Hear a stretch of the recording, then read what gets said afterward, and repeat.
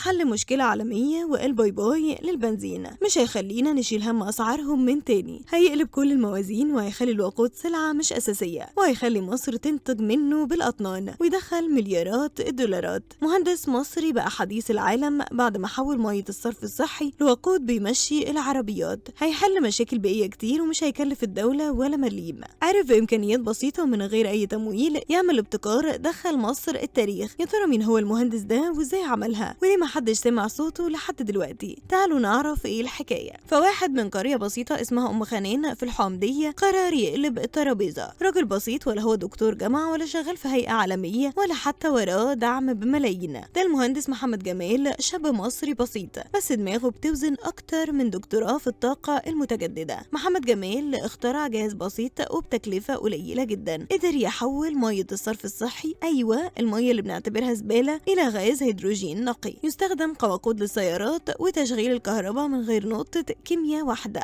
الراجل فكر ليه ما نستغلش المية اللي بنرميها كل يوم في حاجة تفيد، وفعلا اشتغل على مشروع المعملي اللي سماه إنتاج غاز الهيدروجين من المية بدون مواد كيميائية وسجله كبراءة اختراع رسمية. محمد كشف عن سر ابتكاره وقال إنه استخرج الهيدروجين من مية الصرف من غير أي مواد كيميائية، كل اللي استخدمه كهرباء بس. شوف البساطة وشوف العبقرية. طب ازاي المية دي بتتحول لوقود؟ وفكرة الابتكار معتمدة على ايه؟ ببساطة يا سيدي، المية اللي خارجة من البيوت والمصانع ممكن تتحول لهيدروجين، والهيدروجين ده ممكن يشغل عربيتك أو مولد كهرباء أو حتى مصنع كامل، وكل ده من غير نقطة بترول. يعني بدل ما نستورد وقود من بره، احنا عندنا حلول ببلاش تحت رجلنا، بس محتاجين نفكر زي محمد. تخيل معايا كده لو الدولة فعلا تبنت الفكرة دي، هنكون واصلين لفين؟ محمد قال إن ممكن تخلي مصانع كبيرة تنتج طاقة نظيفة آمنة وبتمشي البلد حرفيا. المعلومة الخطيرة دي إن الطاقة اللي ممكن تطلع من الهيدروجين دي تعادل 3 أضعاف البنزين والوقود العادي، يعني الكفاءة هنا أعلى والتكلفة أقل والتلوث تقريبا معدوم، يعني مش مكلفة خالص وكمان صديقة للبيئة. والمفاجأة الجهاز ده شغال من غير لا سولار ولا غاز ولا أي حاجة بترولية خالص، يعني الراجل حرفيا عمل ثورة في عالم الطاقة من غير ما يروح أمريكا ولا ياخد تمويل من أوروبا. ده كان في قريته بشوية أدوات بسيطة بس بإيمان إن بلده تستحق الأفضل. بس السؤال هنا، ليه لحد دلوقتي مفيش مسؤول كبير مسك محمد وقال له تعالى احنا وراك؟ الراجل قدم الفكرة للمسؤولين وبعت لكل الجهات، بس للأسف الصوت مش دايما بيوصل. بس احنا نقدر نخلي الصوت يوصل لكل واحد فينا شارك الحكاية دي ونشرها، ممكن تبقى بداية تغيير حقيقي. مش لازم نفضل قاعدين مستنيين الحل من بره، الحلول اهي جوه بلدنا بس محتاجة دعمنا. في النهاية محمد جمال مش بس مهندس، ده حلم بيتحقق، عنده طاقة تشغل مش بس عربيات، ده أمل لشباب كتير صغيرين حلمهم ينفذوا أو يعملوا حاجة بأنهم يتقدروا مهما كانت إمكانياتهم.